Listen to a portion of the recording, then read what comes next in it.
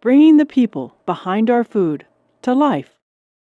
The project that's here is called Object Focus the Bowl, and it's the second in a series of exhibitions where we focus just on an object. So the first part is really about reflecting and responding. So we have 170 bowls that are in a very small area. They range from all different kinds of bowls, from your working batter bowl to decorative bowls that you would never put anything into, to a bowl that the artist Bruce Conkle gave me, which is literally a styrofoam microwavable ramen bowl that's decorated to look like a classical Japanese tea bowl. And then we have a Tumblr blog where we have invited people to contribute their own stories, their own writing about bowls. The second part of the exhibition is really about the idea of engage and use, and that includes a number of projects like Michael Strand's Bowls Around Town, where he has created a kit.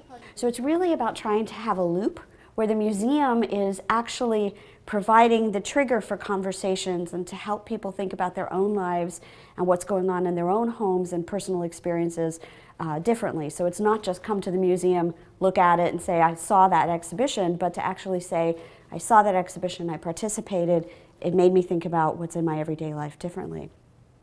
Defining what a bowl is, it's in and of itself is a tricky thing.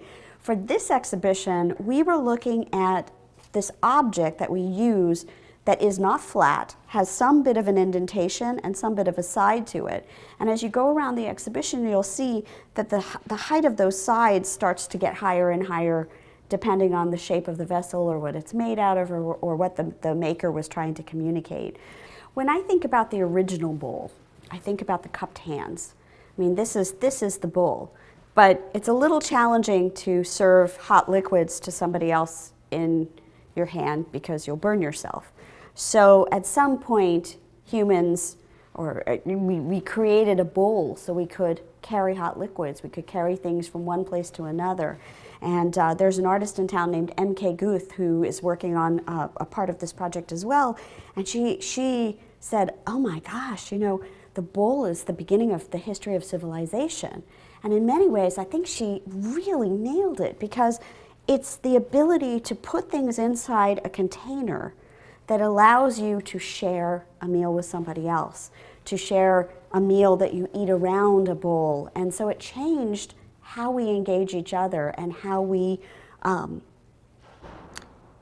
just how people come together over eating. And it really is the bowl that kind of changed that. The plate didn't come first, and the fork certainly didn't come first. It was a vessel that you could put things into and carry.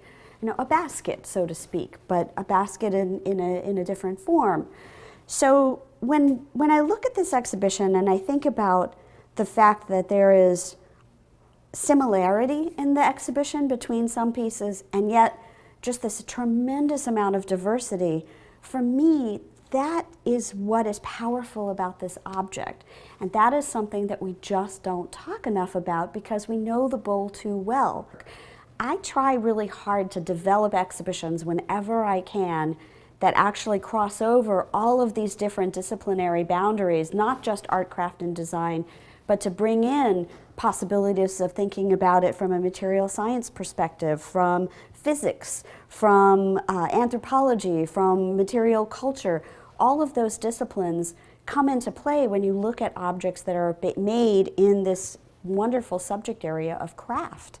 And every exhibition that we can bring that into the content or the programming, I think is a more powerful exhibition because what we're doing is we're showing people that things don't have to sit neatly and tidily in their little boxes.